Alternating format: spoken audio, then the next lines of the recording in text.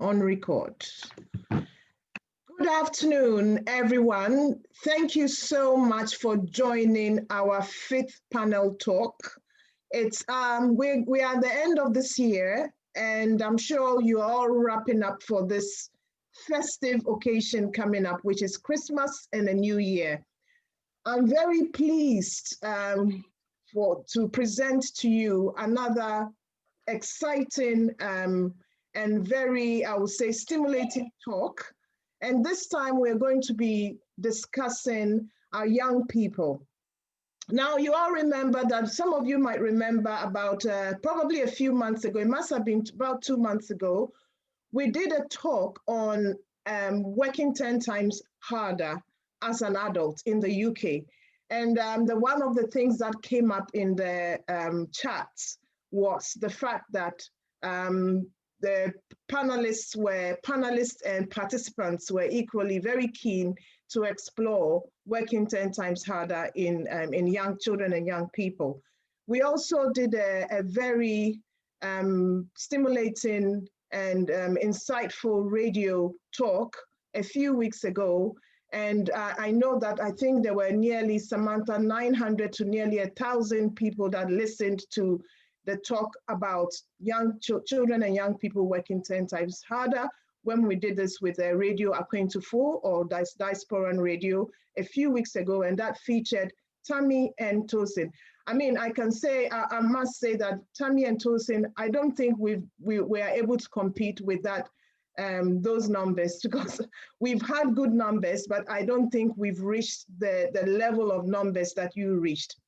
I want to welcome all of you today. And I know that you are hopefully going to go back with reflecting as usual, because this is one of the ways that we want to achieve this whole idea of people listening and participating, putting your questions on the chat box, and basically going away with something from the talk, and making sure that some of those things that you are hearing, you are going to use that to impact your community. Just a few housekeeping rules. Now everything is virtual, and as usual, there isn't anything guaranteed when it's virtual. So please, apologies in advance if somehow the electronics and the technology does what it normally does. And that's the reason why we've got two hosts. Myself, I'm Susan Oza. I'm the founder and CEO of this very innovative and exciting project. We are 6 months old. We still feel like we're a baby, but we are doing very much in the short space of time. And I have my one and only, Madam. Do you want to introduce yourself, or you want me to introduce you? No, I'm happy. Good afternoon, everybody. It's really nice to see lots and lots of faces, at least certainly names. Welcome. I am pleased to be here again, because we've like Susan says, we've tackled this topic before. And there was this general conversation that came after it that said, can we actually talk about this again, but actually with the focus more on young people? So that's why we're here. So I'm the CEO for One2One, and basically I just spend a lot of time helping around with the day-to-day running of this, but it's all about mentoring, and that's why we're here today. So lovely to see you all. Yeah, so for those of you who don't know what a COO is, that's the one who actually is the boss, Chief Operations Officer. So she's the boss, okay? Anyway, so I've got the pleasure of a lovely and exciting lineup. And what I'm going to do is to ask them to introduce themselves. So I'm going to start off with, I mean, in our culture, in the African culture, you start off with the older, less younger, but less young ones. But I think we are in the UK, so we're going to be giving the younger ones the chance to introduce themselves. So what I want to do, panelists, is I want you to kindly introduce yourself and just what you do, a bit, let the participants know about a little bit about you. So can we start with Tammy? Hi, everybody. My name is Tammy. I am in my last year of sixth form. I am studying English, history, French, and German. I am also an equality and diversity prefect for my school. And I have also had the pleasure of rolling out a project that is to improve the education environment for young ethnic minorities in my school. And thank you, Tammy. Thank you. Impressive. One so young, and yet you've got an impressive biography already. Tosin, can you kindly introduce yourself? Hi, everyone. My name's Tosin. I'm a recent neuroscience graduate, and I currently work as an IRIS advocate educator. So I work with GP practitioners to kind of help them recognize and respond to the problem of domestic violence. I chaired an organization to tackle sexual violence in higher education institutions, and I also do some work with the Royal College of Psychiatry in that role. And in terms of race and stuff, when I was at university, I was really involved in the student leader movement and working to tackle the BAME attainment gap and decolonizing the curriculum and things like that. Thank you very much. Tosin has been very, very active as one of our mentees, and she's one of our lead mentee links, and Tammy also being our sixth form coordinator, youth coordinator link. Can I ask you, Danielle, to introduce yourself, please? Hello, I'm glad to be here. My name is Daniel Yanni. Currently, I do a MSc in psychology at the University of Essex. Prior to that, I did a bachelor's degree in modern history and international relations at the same uni.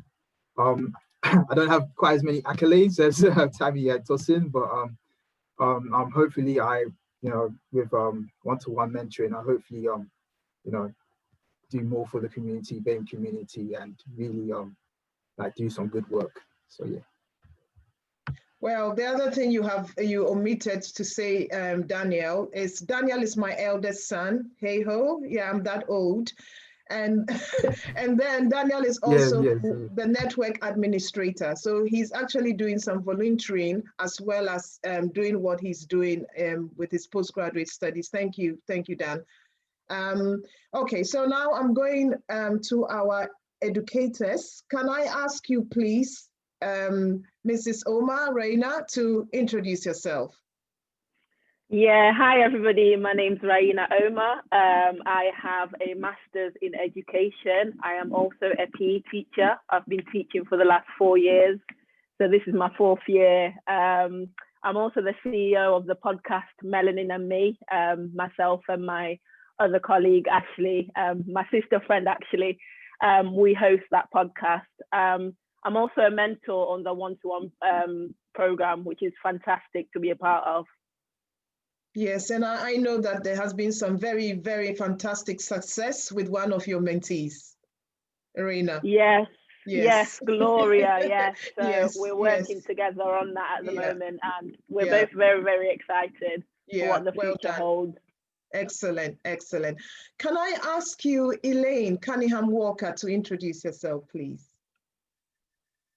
Hello, I'm Elaine Cunningham Walker, Forbes featured and award-winning CEO of a global educational consultancy called Everything's Education, and I started it because my children were 2 of the top 20 brightest children in the country, and I'm a product of what I do. I'm sure you'll learn more about me throughout this time. So I am a independent school example, and I'm also a graduate of 2 Russell Group universities. Yes, and I think I must also add that she's a very spiritual woman. She dragged me to a prayer meeting that was organized by a group of praying women in Ghana very recently. I couldn't say no. Thank you, Elaine. Efwa, can you please introduce yourself? You are mute, Efwa. Sorry. Hi, my name is Sophia Ochre, and I have a bachelor's degree in biological sciences and a postgraduate in education.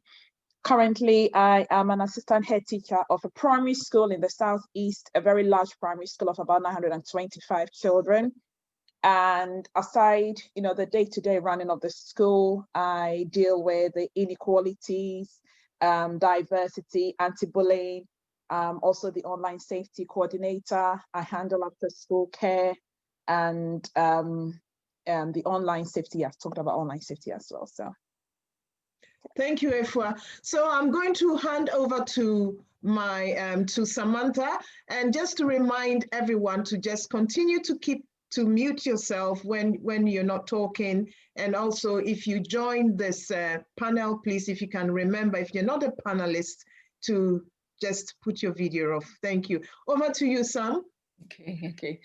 Right, so I'm going to kick this off with a discussion with the younger generation.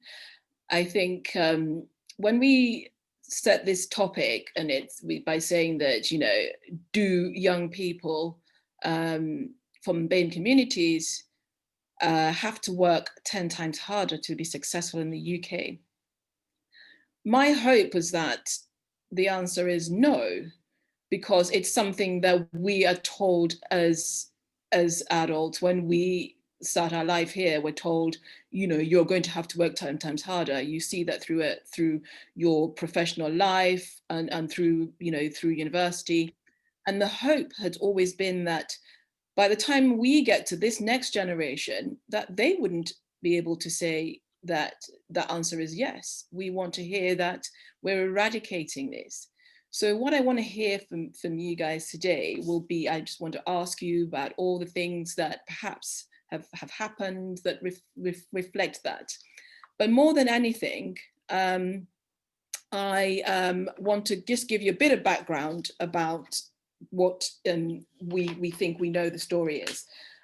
Thanks to Tosin and Tammy, who did some research for us, we have some figures and percentages which are sort of interesting, and hopefully we can use that as a background.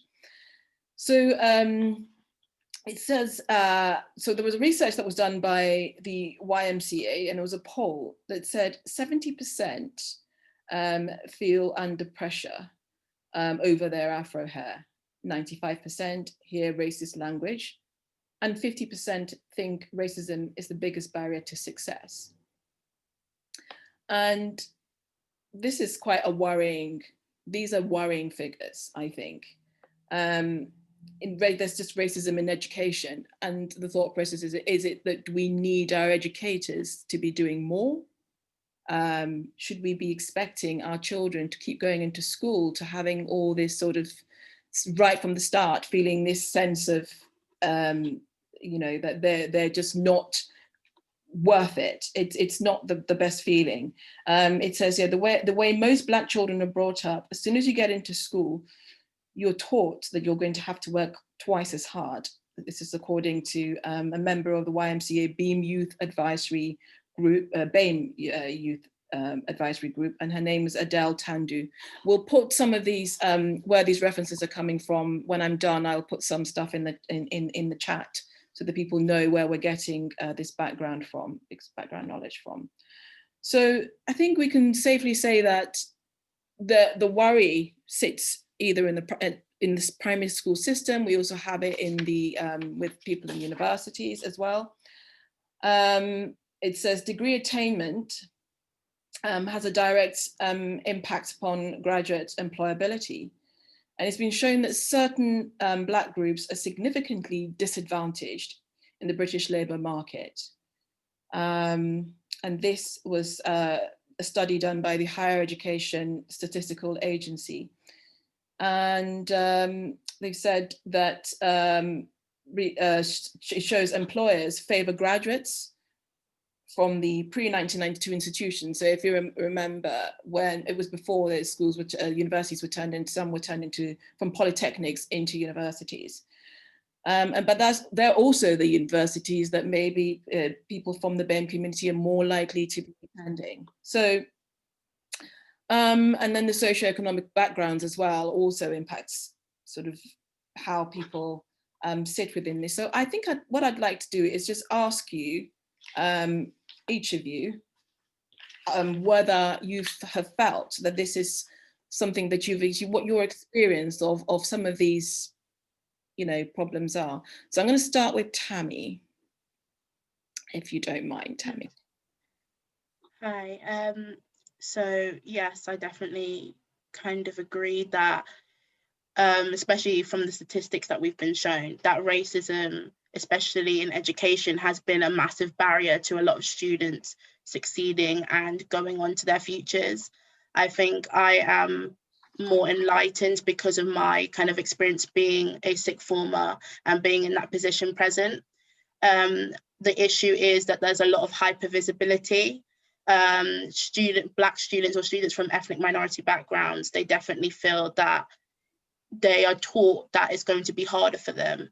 And that already initial preconception is something that is instilled in them and something that they continually think about. But it's also difficult when you feel like no matter how much you're trying to do to assimilate in that environment, there is still an element of hypervisibility, stuff that I've also experienced. So for my experience being in obviously the Black community, they will see you as maybe more argumentative, aggressive. They'll see your actions as threatening. They will also assume that you are kind of more mature. There is a definite adultification bias when it comes to young people from the Black community. They see especially young Black girls as being older and more mature. So that's how they treat us in education.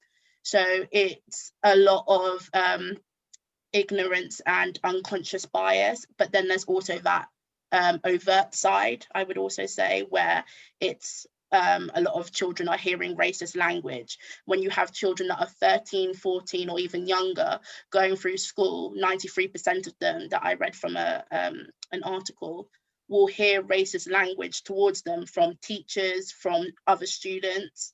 And that is quite, I would say, a demoralizing environment to be in. And that can definitely set up, I would say, a barrier and a reluctancy to want to pursue a further education. And for those that do, like I read that out of 1 of 6 applicants that applied to Oxford, for example, 1 out of 6 will be an accepted Black applicant. And then for Cambridge, it's 1 out of 5.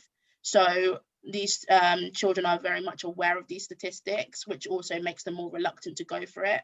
But also it means the lack of representation that we're seeing in these prominent institutions, it makes it harder to break these barriers and really decolonize the curriculum and also really diversify the environment. Thank you. Thank you very much, Tammy. I'm going to pick up on the lack of representation, I think, as being something that people are always talking about, and that's on both sides, whether you're young or whether you're an adult. I'm going to shift this on to Daniel as well. Daniel, perhaps, you know, what are your thoughts on that, on the lack of representation from when you started going, because you went to school in Cambridge for part of the time. I went to school in Cambridgeshire, in a place called Huntingdon, and it's a majority white area. And yes, definitely from my experience as a Black boy, I experienced a lot of let's say racial teasing from my peers, and also teachers, from my experience, would, you know, assume Black boys, me and some other Black boys, would be more athletic. So I'll be like chosen to do like more more like say like sprinting or something like that. Like I was just assumed to be a bit more stronger than, I guess, the rest of my peers. I feel from my experience, living in a white area and being like one of the few ethnic minorities in my class, that people are very, from my experience, my peers were very like ignorant. So they would say, you know, a lot of jokes. So most of the discrimination I personally experienced growing up was that of racial discrimination, racial teasing. And I found a very good article that discusses this kind of phenomena. But yes, in terms of just lack of representation, yes, just the way teach. I didn't see any of it when I was Yeah. I didn't really see any of it when I was growing So up. when you were growing, so will you say that when you were growing up, but say in your school, for example, you obviously, if it's in Cambridgeshire, you didn't have black teachers, for example, you know, okay, and then you there didn't would be have, yes, so you had some, sorry. There would be substitutes, and Okay. the kids would I heard my friends, they would make jokes about them, like, but then we didn't have any. I can remember there was one actual black teacher. He was, I think, he taught maths, but it was mostly just white teachers. Yeah. Okay. Thank you very much, Dan. Tosin, I'd be interested. You have quite, you know, Tosin, like I said earlier, is one of we had a very good conversation around this on the radio, and you had like Tammy done a lot of research, and so I'm assuming that you have plenty to say about this. So I'm going to give you the floor, so you can tell us a bit about your experience in terms of you've graduated, you know, and you're in the workplace somewhat, and then you're now looking to go sort of further on. What would you say your experiences have been around, you know, feeling that you're having to work harder than either other students when you were studying, because you did neuroscience, right? Definitely. I think I'll just kind of start from the beginning, just to give a sequential timeline kind of thing. So I guess even before Black students and BAME students are getting into higher education, there are already so many barriers. We saw with the A-level scandal, you know, Black students are being underpredicted in their A-level grades. So, you know, even if they want to go to these high achieving universities, because as Samantha said, graduate roles and graduate jobs, they favor the, you know, Russell Group universities and the red brick universities. So the Black students can't even get into those universities in the first place because they're being underpredicted with their grades. Even if they do get in there, as we said, Black students face racial discrimination. We saw, I was quite lucky because I went to the University of Leicester, and Leicester is a very diverse city in itself. I think one of the most diverse cities in the UK. So there was a very big Black and Asian population there. But even that, universities like Warwick, only half an hour away, had a very famous racism scandal with a Black student living in the halls. And even in the university that I went to, as diverse as it was, I still faced racial discrimination myself. I had students, one particular student who kind of diminished my achievements and kind of said that everything I achieved was just because I was Black.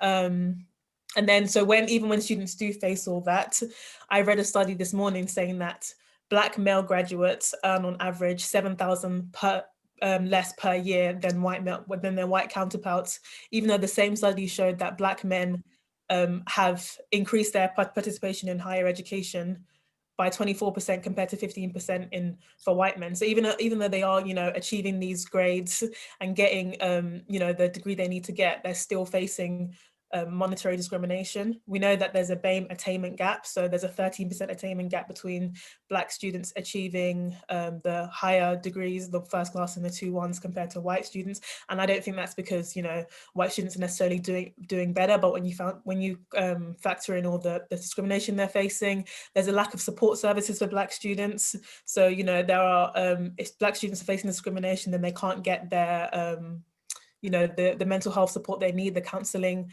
they need. So there are just so many different factors that come into play when talking about, you know, why Black students and BAME students have to work 10 times harder.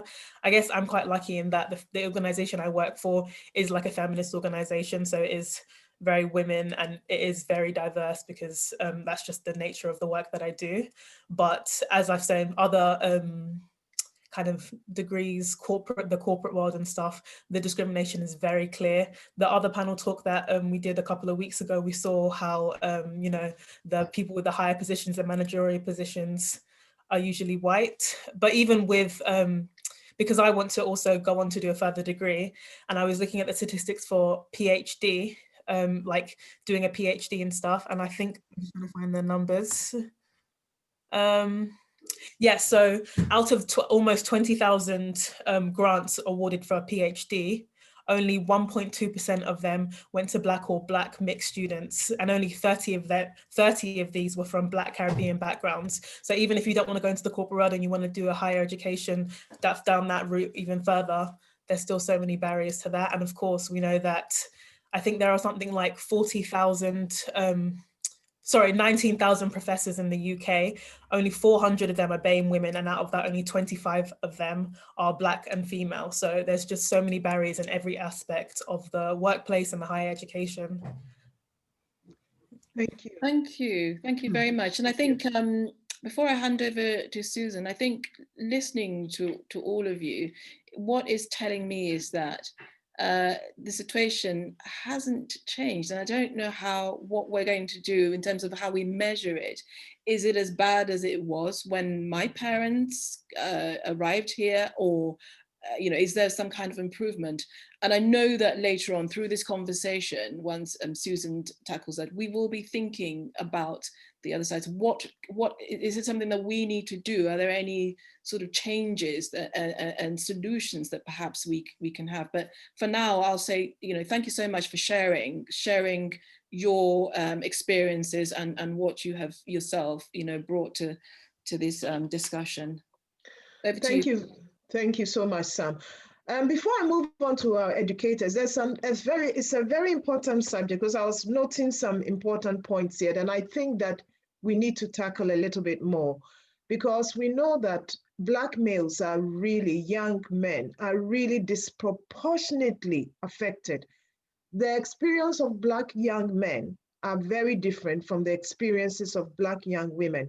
And Dan, I want to pick up on something you said about racial humor, because I know that you said that you did some, I just want you to tell us a little bit more about that experience in terms of what is the impact on that sort of thing, because it can come across as banter, and it can actually come from, it's one of those things that, do you describe it as unconscious bias? Do you describe it as a microaggression? These people could be your friends. It's just something that is somewhere in the ether. So can you please tell us a little bit more about your experiences with regards to the sort of experience you had around that, and how the impact of that on you, on yourself? Yes, certainly. So the majority of experience while I was in secondary school was in the form of racial teasing, and as my mom said, that's more to do with banter, jokes, stereotypes.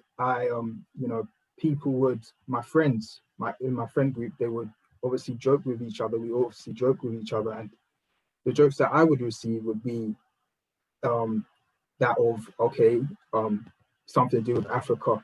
So, a classic one was my friends, but they would make stereotypical jokes about Africa. So, stuff to do with lack of, like famine, or like, oh, do you want water here? Like, and everyone would laugh at it, and it'll be, funny jokes, banter. And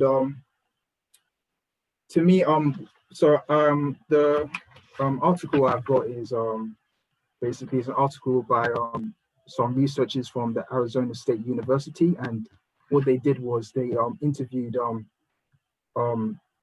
a diverse range of different ethnic groups, and they basically interviewed them for their experience with racial teasing. And the study, well, I'll just read it like an excerpt. It says, study suggests that among peers, ethnic racial teasing is a common way that adolescents interact about ethnicity and race. Further, this study points to the complexities of these experiences, so that they were largely considered normative and harmless. They also had a negative psychological effects for some adolescents. So what I'm saying is stuff like racial teasing, especially for me, created a lot of anxiety within myself, a lot of insecurity, you know, growing up as a teenager. I think that's a very, you know, that's the main negative that I experienced as a Black boy growing up in a predominantly white area. That you have this you start to develop a complex. I developed a type of complex where now I'm very paranoid about, okay, what might this person think about me? Do they have a problem with me now because I'm a Black person? The study also suggests that through racial teasing, that it increases a person's racial awareness. So with racial teasing, now it says that now you're aware that, okay, there's race in the world, that people believe in race, you know, racist and stuff like that, and you're very aware of, you know, how people think and about, you know, the relationship between, you know, Black people, white people, or any type of people. And that's something I definitely did experience, you know, growing up, that through the teasing, I developed a very racially aware kind of mindset. And in turn, that made me quite paranoid in the way I used to think and relate to people, especially, you know, I have to say, kind of, I say sometimes white people, I'll be very kind of paranoid and, yeah, very anxious, you know, within myself. Thank you very much for sharing that. The reason why I brought this up is that I know we have our educators here, and boys and men are not are the ones that will talk, and you have them imbibing it and internalizing things. So for all of us here, it's so important to keep talking to our children. As a mother, from my own experience, all what I saw was he had friends. He went for all these sleepovers. In fact, some of these friends would stand up for Daniel. If anybody said anything overtly racist in year 7, they would stand up for him. And yet they were the same guys who were doing these sort of little banter, you know. So we need to keep our eyes on our Black men. They go from boys to men. And by the time they get to men, if we don't take care, they would have gone into the head.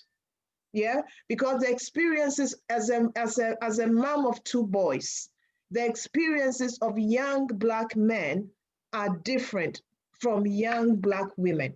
So I just felt that it is very important for us to hear Daniel's story. It's very, very painful for him because he has gone through years of really working in his head. And the Daniel that we are seeing opening up is as a result of years of him doing a lot of things to change that mindset of things that he had been told to believe, despite a very, very stable family. You know, externally, everything seems to be okay, accepted, head boy, everything seemed to be okay, but internally things were going on. Yeah, so I'm going to be coming to our educators. Can I just add something to that really quickly? Yes. I think it's just really important that Daniel pointed out that he said that he began to feel paranoid, and we know that obviously Black people face mental health problems at a higher rate, but especially Black men. Black men also have more extreme forms of mental health problems like schizophrenia and psychosis. I think that definitely plays a part into it when you're, you know, constantly on edge of how you're perceived, constantly seen as a threat, violent, all that, you know, kind of plays on your psyche. Yeah. And that's probably a very strong correlation as to why Black men are experiencing these extreme mental health issues at a higher rate. So I mean, Daniel told me that it came to a point that when he went to school, he was scared, and that made him, he said he was waiting for that, you know, he always had to work in his mind, what's going on, what's going to be said. And then it then led him to move from one group to the other. So again, pediatricians on here, teachers on here, when we get children who for some reason don't seem to stick to one group of friends and they seem to be moving, it's not just because they've got a medical condition or they've got ADHD.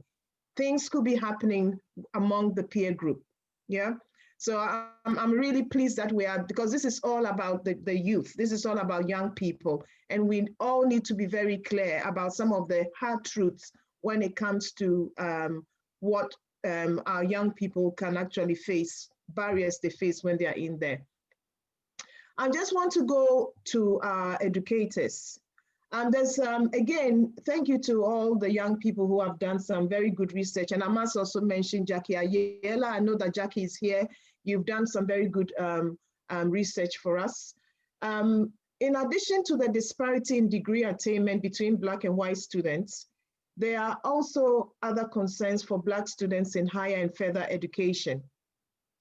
And they've consistently found that if they looked at the overall satisfaction, when they compared Black students and white students, obviously there was a lower level of satisfaction with higher education experience than white students. And again, BAME students do not do well at university compared with their white counterparts. The latest statistics show a 13% attainment gap. I think we've had this. And again, we know when it comes to BAME staff poorly represented in senior academic and university leadership roles. I looked at the professor forum, for example, and I think in terms of medicine, actual clinical medicine, there was no Black woman. I mean, we have one of the Black medical professors. She's a medical radiologist. But in terms of even clinical, the clinical itself, I looked at the Black forum and I didn't see anything. So we do have Black professors, Black women professors. They're very few, and even very, very fewer when it comes to actual clinical medicine. So I'm going to you, Elaine. Can I come to you, Elaine? Can you just let us hear about your experience in terms of, what have you seen with working with young children and young people in education as an educator? Well, I think personally, before I start, I need to talk about my own experience. And, I've gone to an independent school. So a lot of what's being spoken about today is slightly alien to me, because I think that one of the things that we have to do as a family network and as a family group and as a community is to make sure we educate our children effectively. When I say education, I don't mean academia. I mean that what are the kind of things that we are telling our children? How are we building them up so that when they do face certain negative stereotypes and negative language, they know how to respond? And a lot of times, children, especially Black boys, and I'm speaking from a mother of being Black, having two Black boys and who are now Black teenagers, but they are Black men, young men, because they are over 6 foot tall. And so what I have to continually speak to them about is how not to look like, I think Tambu spoke about certain aggressions that Black people have towards other colored people, other white people or other races, right? That's why. So for example, my children go to school outside of London, so they're surrounded by people who are not their color, but what they look at is they look at the strength in that person. So I never had Black teachers, and so I always get worried about when people say that they need Black teachers in order to achieve. What you need is a good teacher, a teacher who's got the information and that can deliver it to you in a way that you'll understand, and then you can use that information to put on paper to get the optimum result. And what I find working with young Black children is that they are taught to choose the wrong subjects at school, so that when they pick the wrong subjects, they can't get into the right universities, and when they don't get into the right universities, they don't go on to the right jobs. So that's part of my role and why I set up the educational consultative, because I want people that look like us to be at the table, and not just as a table as a tick box exercise, but with a voice. And I think it's very important, and a voice that can articulate information, because a lot of times our children cannot articulate themselves effectively, which is why when they get to an interview, and this whole thing about working 10 times harder, I don't believe that either. My thing is that if you want to be the best, you have to train to be the best. If you want to win a gold medal, you don't behave at a mediocrity, a medium level, you operate at a high level, and that high level should be the same for everybody. Okay, so the other thing is sometimes parents don't help their children, and I'm all about having ethnic names, and I have an ethnic name, but I make sure that when I go into a room, I've gone to Parliament, meetings in Parliament with a head wrap like this. And the first thing they said, oh, that's very ethnic. No, actually, let me give you the history of what a head wrap is. So I think it's important for us to be educated. I like that. Exactly, so that when I talk, I'm not talking, That's so right. people see me as an anomaly because their stereotype and their understanding of what a Black person is, that they can't cross their T's or dot their I's. They don't know how to finish a sentence. So I'm going to speak to you in the same way. And they look at me, I went to an independent school, I went to King's College, and I went to Oxford. So I went to the same schools as you, and I can speak the same way. The only difference is my melanin is different. That's the difference. And a lot of times we don't read. I mean, there is a saying that says, my people perish for lack of knowledge. And that's the problem. Black people do not want to educate themselves on certain things. So what are the subjects that I need to learn? Or if I'm going to do, I've got a child who's a music scholar and a drama scholar. I knew that I had to work them early, start them early. Right? So I've got a child who's a drama scholar and he wants to be an actor, but actually you can still go to Oxford and do classics. Why is he not studying Latin? Why are Black children not studying these traditional subjects, but they will study media and think that that's going to get them to Oxford? No, I'm afraid it's not. Let's look at this universities that actually give you options. I had a long talk with my younger son today, and I said, you are a Black boy. You need options and opportunities. You get options and opportunities when you perform at this level. Don't be expecting to get C's and D's and expect to get a door that's A-level open for you. It's not going to work. Let's do it so that on paper, I'm the same as everybody else. Then I can argue with you when I don't get the opportunity. So that's where I come from. And that's how I speak to all of the children that I work with. And I fight tooth and nail. You know, I had a client recently who there were 10 girls involved in an issue at school. And there were 5 of them were white, 5 of them were Black. Now, all of the white girls were allowed to go back to school. The Black girls were all excluded. So what do I do first? The parents were like, this is ridiculous. So, but we have a problem where we argue from emotion. Let's argue from facts. Let's make it make sense so that when I go to a courtroom, I need to go with facts. That's why Donald Trump is not winning, because he's going in with emotion and not with facts. Right? So when I go in, I'll say, well, your policy says this, and you didn't stick to your policy on 1, 2, 3, 4. They don't like people that argue like that. When you start flinging around words like safeguarding, and I'm very sorry, Daniel, that you experienced what you experienced. You shouldn't have experienced that. So when your friends are using banter, because that's what I was once in the PTA for my son's school, and one mother said to me, oh, Elaine, what does this mean? I said, I don't know. What does it mean? Because her expectation was that I'm Black and I must know what that means. Yeah, I must know what that means. I don't know what it means because that's not how I've been raised. But what I will say is you used it, so you must know the connotation of what it means. So I'm asking you, and people would often ask me, as a single Black mother, their preconception is that I must live in a council flat. I don't live in a council flat. I live on one of the richest roads in London. But they would say to me, oh my gosh, how are you affording to pay the school fees here? Well, that's a microaggression in itself. And this is how I handle that. I'm laughing at them in another way. So I would say to them, well, actually, you know what? I sell the white stuff. And sometimes when it's really hard, I stand on the corner and the mothers would look at me like, I'm a bit confused. But that's what you want me to answer though, isn't it? And we have to be strong enough as mothers, as parents, to be able to answer them in a way that's not aggressive. So Tammy, you spoke about aggression, and some Black girls I'm afraid of when I see them on the bus, because there is so much anger in the way that they deliver their point of view can come across as being angry. What we have to come across as being very intelligent and assertive.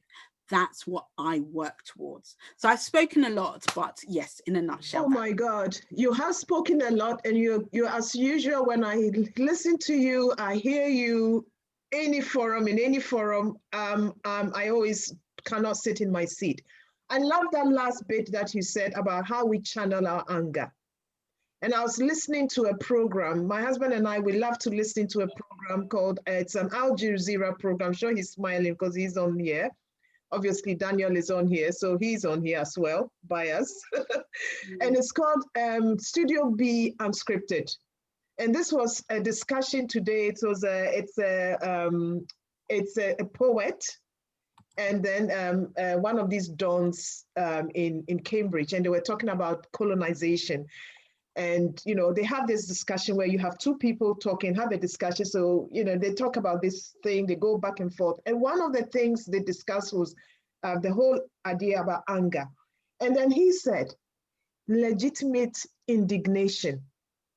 Yeah, we can't change being angry, but how do you channel that anger? And I think I like what Elaine said. If you go with the emotion, you're not going to be achieving anything. Be angry, but be intelligently angry. Be legitimately angry.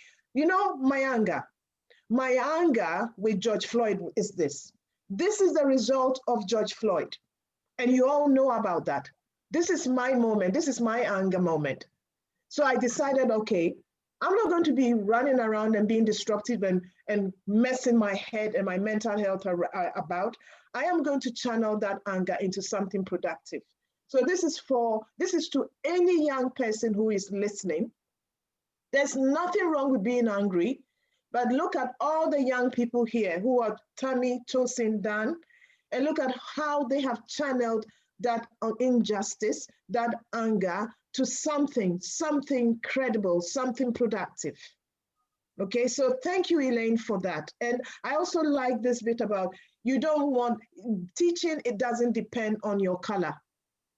It's almost like very recently I was part of a Royal College. I'm part of this Royal College Pediatrics and Child Health, Equality, Diversity, and Inclusive Member Forum.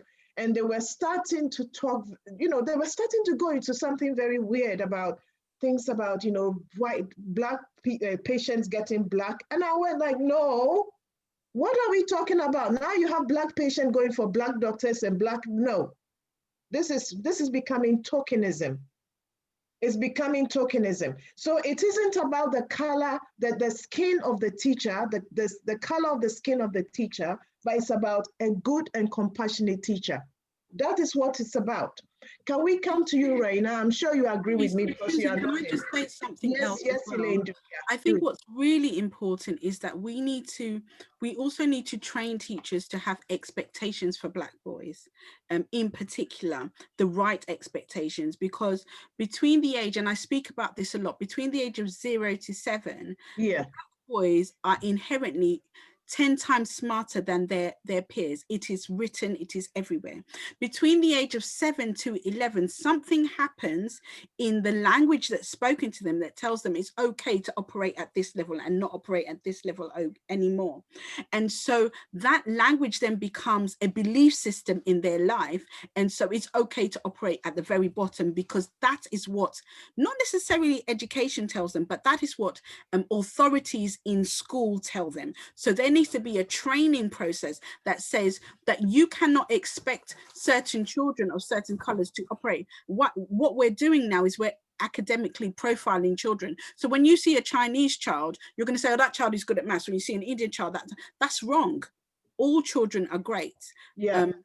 But yeah, I'll let Raina speak. But can I just add to what Elaine just said, please, before Raina speaks? Okay. So going back to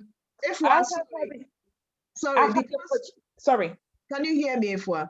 Yes, I can. Okay. Sorry, Raina. Let's say, we'll come to Ifwa anyway. So Ifwa, because you want to comment, so why don't you comment and then provide a view? Then we go to Raina, and then there are a few comments that perhaps any of our younger our students want to put in, because I know Tammy wants to make a comment. Then we go to our chats, and then we definitely need to talk about solutions. Because yes, we are experiencing all this, but we need to discuss the solutions as a community. So if we're over to you, sorry, Raina, apologies.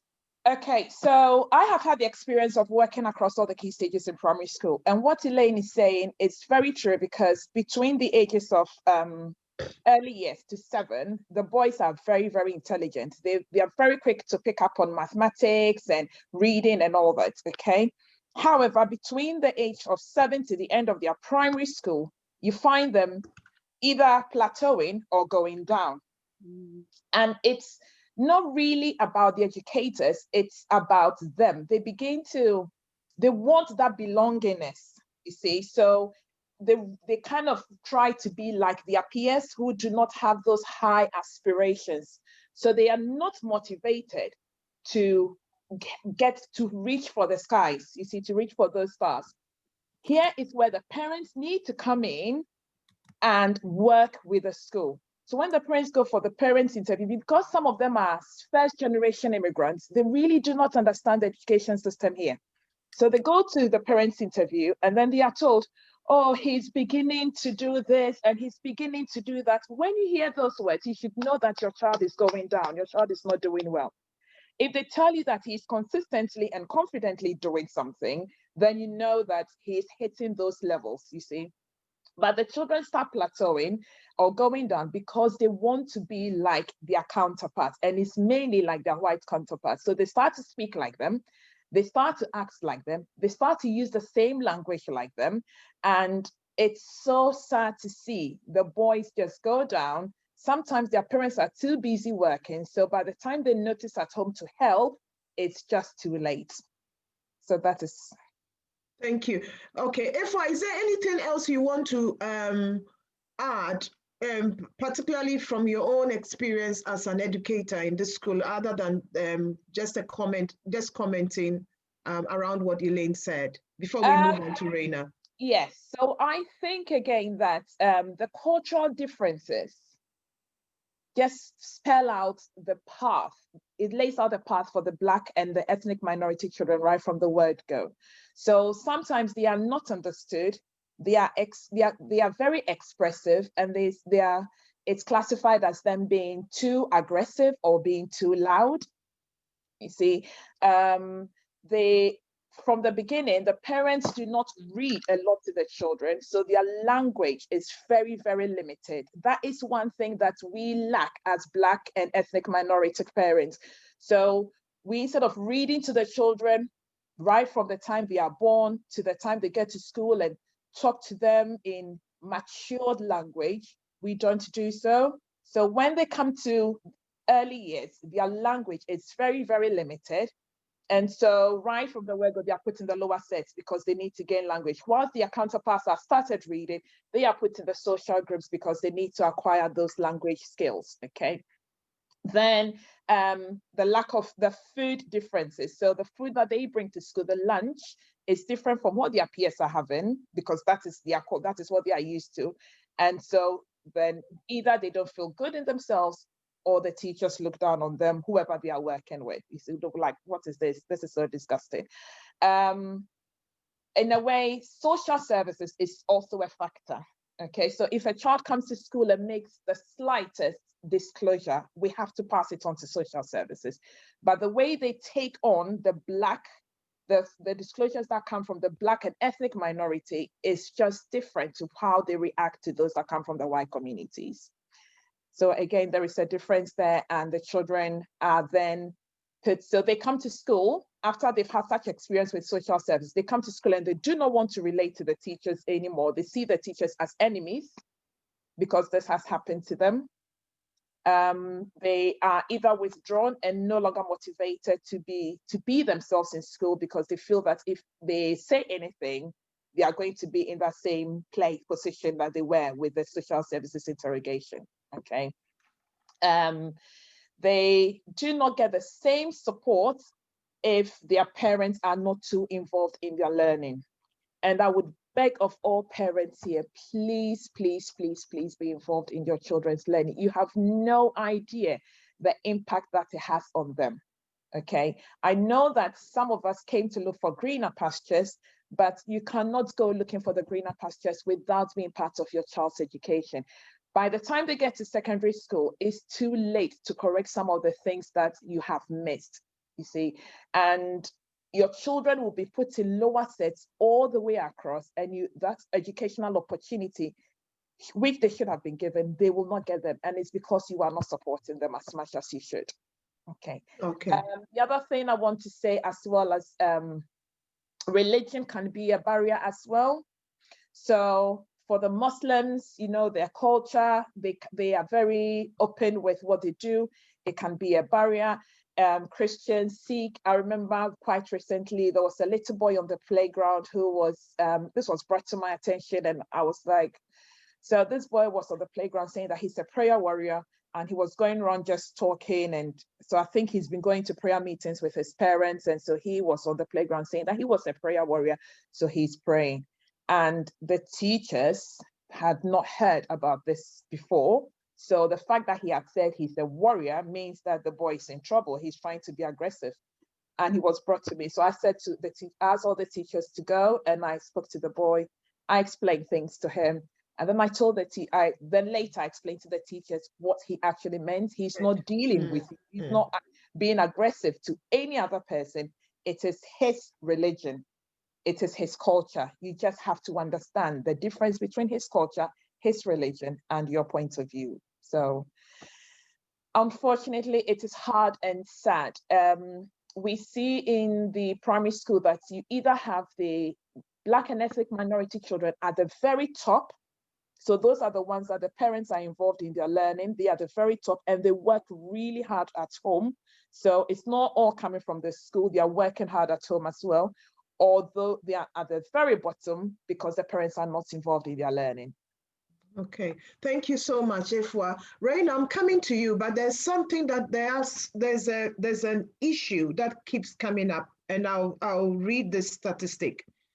A-level.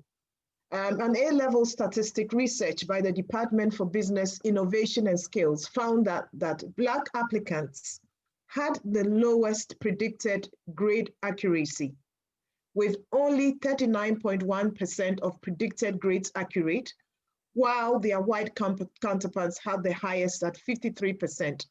Furthermore, the study found that Black students are more likely to have their grades not just predicted, but under-predicted.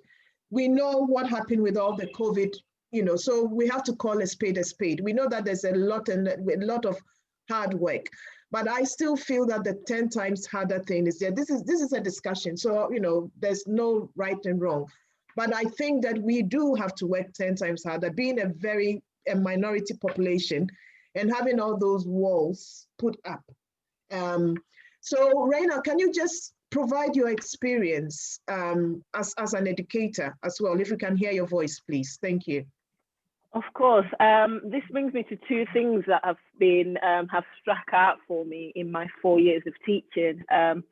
The first thing is the languages that the teachers use towards Black boys especially, and white boys. I've noticed a significant difference. There was an incident at one of the schools that I was at where a group of Black boys were labeled as aggressive and being really loud, whereas the white boys were doing exactly the same thing across the room, and they never got that label. So it's just about that bias that teachers, especially that comment, came from a teacher. And for me to sit back and watch that, it was quite disheartening because it was exactly the same thing going on with both groups of boys. So that's A. And then B, it's a language that we need to equip as Elaine's already mentioned, we need to equip our youngsters with the language to be able to defend themselves. I remember teaching a class of basketball, a basketball lesson. I'm a PE teacher. For my sins, basketball lesson, this young Black girl, she was really involved, really engaged, just exactly how I want them to engage and the intensity for them to have in that lesson. And a kid came up to me, this white child, and she was like, such and such is being really aggressive towards me. She keeps going in my face. I'm trying to get the ball. And I said, no, I had to pull everything back and address that. It's not her being aggressive. It's her being intent in what she's doing, which is what I expect from everybody else. So it's really, the language element is really, really important. And then teacher training as well. There isn't enough training whenever teachers, fact, more teachers are white than Black teachers. So in the training, often the trainers are white. They don't have much knowledge about cultures or history or where things come from. And that has an impact on how that teacher then if that teacher then goes in an inner city London school, for example, or inner city Leicester school, where there is a predominantly BME students, that then there's issues there that rise from that. And I think we need to tackle that. We need to be able to, we don't need those teachers, we don't need to educate them in a way. They need to pick up a book and they need to know that there's different individuals in this world and you will come across different people. So that was essentially my point there. Thank you so much. That's very lovely and brief and concise to the point. Now, Sam, can you just read, let's probably spend just a few minutes reading some of the comments on there.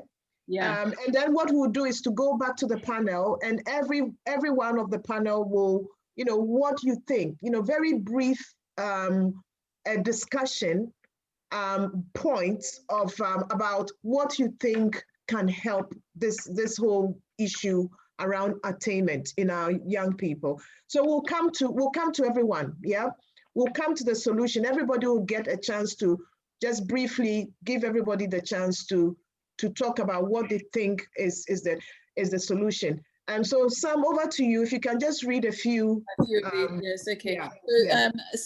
A fair bit, as you would expect. I think Elaine has been the person who's had a lot of comments. I have here from Adra. Adra is one of my babies. She says, very well articulated, Elaine. We can't join a club without first knowing the joining rules. Okay, so and I completely agree with her. Going down, she says also good teachers are not classified by colour. We as parents have to invest our time in our children's education. Okay, and then Dr. Inyang, who is one of our trustees, has written here, there's a lot to do with regards to supporting Black boys in schools. As a paediatrician, I am saddened by the resistance by some schools to look at the positive ways of supporting some of the Black boys who have genuine developmental difficulties in comparison to how they are more willing to support the white children with similar difficulties. I've had to advocate numerous times for Black children. Okay. Jifa, it's a good friend of mine. There you go. So it's like she's saying here, so a very good point, Efwa. But then how do we educate and raise the aspirations of our parents and carers who have lower levels of education or speak English as an additional language? Can we allow Efwa to answer that question, please? So I would say that first and foremost, you have to be part of your child's education. So get some help as how you educate your child even before your child goes to school. There are so many play groups that you can take your children to before the age of 3, but they start the government hours, you see. So that is a good way to get the children involved and be part of the children's education. Also, when they start school, make it a point to be there for them and to talk to the teachers. If you don't talk to the teachers, if you're not forthcoming, they will not come to you. Some of them, I am different. I go to the parents because I need the results. So unfortunately, I'm a very pushy teacher. But the parents have to be actively involved by communicating with the school, communicating with the parents, asking about how their children are doing, not just wait for parents' interviews, parents' days, and go and speak to the children, okay? I think Efwa, the question though is that, I think what Jifa is saying is that, how do you educate when you've got these, so you're talking, because I can understand what you're saying, which is that the parents should get involved. Should get involved, if the parents have a lower level of education or speak English as an additional language, how then do you get through that? So again, they can reach out to the school, because if they do reach out to the school, we will put programs in place for them. So that is what we do. If the parents come to us saying that they need help to be able to support their children, sometimes we have had parents in school and taught them how to teach their children phonics, taught them how to teach their children during for the early maths, you know, the maths that they do at the early stages, and even in Key Stage 2, how to do their maths and their homework and to support them.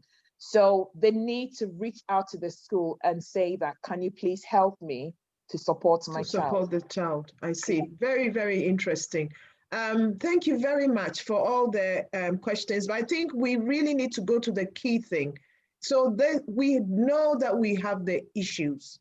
What do we think are the solutions? So what we're going to do is to give our panelists a chance to talk about a few points about what they think might be the solution, either from their experience or from what they have read. So I'm going to go back to our younger generation. So I'm starting with you, Tammy. So I think the commonality in what I've been hearing being discussed is education. I think it's irrefutable that education, effective education, is integral to destabilizing social bias and prejudice. I think there is such an emphasis on wanting to get the parents more involved and also hold them accountable for maybe areas that they have not supported their children in as much in the past. But I think what we are negating is the teachers that have not supported their students, have seen their students being racially kind of discriminated against and attacked by peers and not standing up for them. I think the education aspect for me is so important because for a lot of children, especially Black children going through school, because I touch on that community, not only because I'm part of it, but because I do see a model minority complex being perpetrated through the education system. So definitely for other members of the ethnic minority community, like the Asian community, there is a preconception that they're more polite, that they're more educated, that they're more likely to do well in school. They have more socio-economic benefits in society than our community. So that's why I do speak on our community a lot.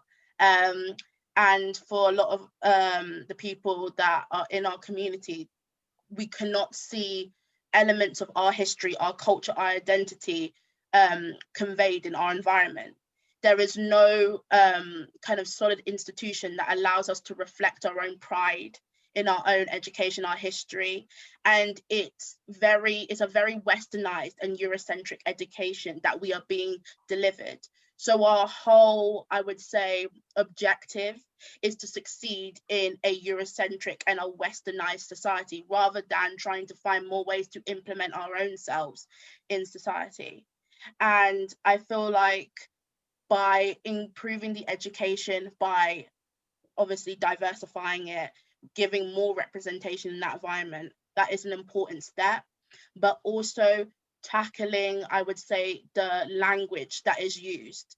I think the language is very, very core because I see a lot of teachers still using discriminatory language towards students, still approaching students in a certain way based on their own preconceived notions about their racial identity and their culture, rather than making efforts to, I would say, improve on their language, learn, understand, because ultimately you cannot help a cause that you do not understand. So that's why education is so important. And that's why with the project that I'm doing, definitely putting initiatives out there that look at language. So I hold like discussion groups with students from ethnic minority backgrounds, and I invite teachers along so that they can hear the students' experiences, hear how they describe it, hear how they feel teachers have approached the situation and why it is discriminatory, prejudicial, offensive, racist, and make more efforts to listen and then from there understand. And also I've tried to do more things in terms of diversifying the education, because understandably people think the main priority is to make sure that we improve the attainment gap and that we end up making sure that there's more of us in those kind of institutions, those Russell Group environments. But when we achieve that objective, what we're still left with is a favorable education, and which favors the white community or the non-Black community. So I think we do definitely need to improve and diversify the curriculum so that we don't negate that in the future. Lovely, thank you very much. Tosin? Hi. Yeah, I think there's a few things that can be done. I know people have been saying that, you know, we don't necessarily need more Black teachers, but I think that is actually a very important factor. I think people need to see themselves represented in these positions. And I mean, everybody has their biases, even Black people have biases, and, you know, but there is a level of unconscious bias that comes with it. And I noticed a trend, for example, so obviously before the pandemic, when we had, you know, people were just going to school normally. And so Black students would come to their parents and complain, you know, that my teacher's being racist to me, my teacher's discriminating against me. And, you know, parents, I think maybe parents just don't want to believe that that's happening in schools, but a lot of parents were coming out and saying that when they saw like virtual schools and they were listening in on their children's Zoom calls or whatever, they noticed that teachers were actually using discriminatory language against them. And so I think it's about believing your kids. I think it was Afua that said it, that, like, you know, actually being proactive in, if you notice an issue, talking to the school's teachers, your children's teachers about it. And someone mentioned a really good point about like neurodevelopmental kids. We know that things like ADHD and autism are really underdiagnosed in Black students. So, you know, when you see a young white boy acting disruptive and maybe being violent or aggressive, whatever, you know, he's given the support with that, it's investigated, he's treated for ADHD or whatever. But when it's a young Black boy, he's usually excluded, because Black kids have higher rates of exclusion even as young as primary school. So they're not given the same grace, they're not given the same support, and it's just, you know, their behavior is criminalized right from the beginning.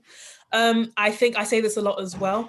Networking is so important. I went to a private school, so in my private school we had career classes. When I was applying for like university at 18, we had UCAS sessions, we had interview sessions, we would have, you know, just networking opportunities right from the beginning.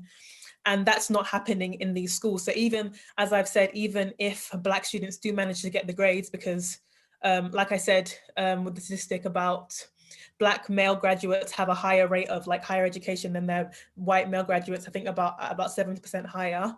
The white graduates are still earning £7,000 more on average per year. So why is that? You know, the internships, they don't know how to get that. They don't know how to do different interview skills and things like that. So things like that are just really important outside of education, just kind of cultivating the individual as a whole, making them, you know, aware that it is more than just education. So yeah, I think there are some points that would really help.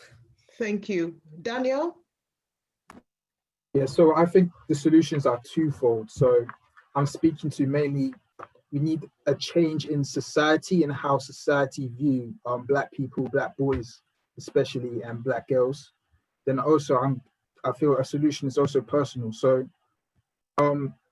regarding society, that's where teachers will get their language from. So, you know, a teacher doesn't know, doesn't understand, like doesn't have a personal relationship, doesn't know a Black boy. So they get the ideas of Black boys from media, from, they see, I don't know, they see all the rap, all the UK drill. Okay, that's how they are. They see all that, you know, all the news saying, okay, crime, crime, crime. They get these ideas from these ideas of Black people and from the media, and that then they see Black people in their class, Black boys, Black girls in the class, and they translate those ideas into, and they use those ideas and like treat them as if they are those ideas. So I feel that society needs to, that we as Black people need to change our kind of self-image a bit. So we need to like promote, you know, the people on this panel, for example, we need to promote good role models in our communities, you know, and change our general self-image, globally. Personally, I feel that especially if you're living because I can only really speak about my experience as well and what helped me. If you're living in a white dominated community, you need a lot of mental kind of toughness, a lot of mental stability. And, you know, for me, I got that a lot with mindfulness. So, you know, things like CBT, mindfulness, just a lot of introspection really helped me a lot with dealing with, you know, certain comments someone may say to me or certain behaviors I may see and I felt some type of way. So that's very important. Also, role models is a very good thing. As a kid, I didn't really feel like I had a type of role model that I could really see myself in, you know. and I'm saying more to Black role models, you know, someone that you can talk to, someone that may understand the experiences you're going through. That is, I feel, a very important thing that a Black person, Black boy or Black girl, whatever area they're in, especially, but more especially in a white area as well, that I feel that's a very important thing. Also, in terms of education, we need to teach. I think I saw a comment saying that we should talk about more multicultural elements in British society. I feel that's a very important thing, especially Black history within British society, because I can't, and I know, I think, you know, Tosman and Tammy can, you know, back me up on this. We learn about slavery, of course, and we learn about, you know, the civil rights, but I can't really remember, for me personally, I can't remember anything learning about Black British history in school, in, you know, in GCSE, in Key Stage 3. So I feel that's a very important point, that, you know, it'll actually show people that, okay, you know, Black people actually have a history in this country, within this country, and they're not just some, you know, I agree, like they actually have a, you know, actual history in this country. And I feel that these things are very important and will actually, you know, build the self-esteem of students. And, you know, okay, now they want to, you know, a student will now want to go and do more things instead of, you know, very trapped in their mind and, you know, anxiety and all the negative stuff. So yeah, that's what I would say to that question. Thank you very much. Okay, we go to Raina, the educators. Yeah, definitely. I agree with Daniel, what you've said there. We often focus on that slavery element, and whenever you learn history, it's always that. But one key thing that we seem to forget, that we aren't slaves. Like, our African history was disrupted. We were once queens and Nubian queens who were out there making a difference and changing so many facets, okay? And we are very, very educated, but unfortunately that slavery disrupted our history, and it seems to be that is what we're focusing on, instead of focusing on where we were before and how we move forward. From my personal experience, how we move forward is having these conversations constantly and trying to get more of our younger generation going into the different worlds of work, for example. So we then become represented. We need to start taking up those spaces. And I know that's easier said than done. And programs like this one-to-one mentoring is an amazing place to start at, where we're trying to build our young people to be able to take on those different roles. So essentially, if we look back in 50, 60, 70 years time, we have taken up those spaces and we have been able to put our mark on it. Thank you very much. Ifwa? Okay,